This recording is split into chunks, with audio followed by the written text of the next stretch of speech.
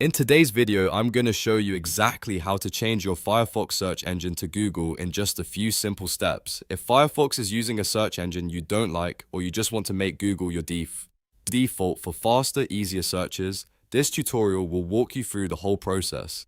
It only takes a minute, and once you know where to go, it's very easy to change anytime you want. If this video helps, make sure to hit the like button and subscribe for more quick and easy tech tutorials. Alright, let's jump right in.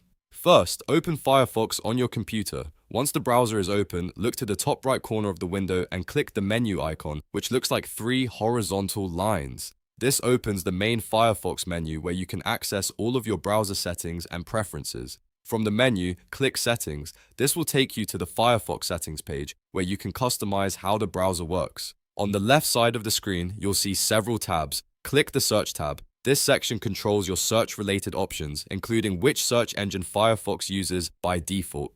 Now look for the default search engine section. Here, Firefox will show you the current search engine that is being used whenever you type a search into the address bar. Click the drop-down menu and you'll see a list of available search engines. From that list, select Google.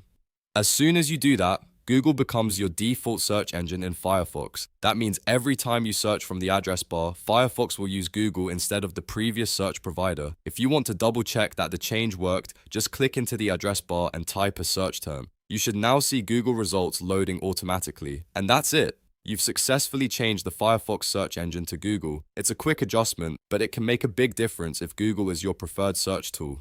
If this tutorial helped you out, don't forget to like the video, subscribe to the channel, and turn on notifications so you don't miss the next simple tech guide. Thanks for watching, and I'll see you in the next one.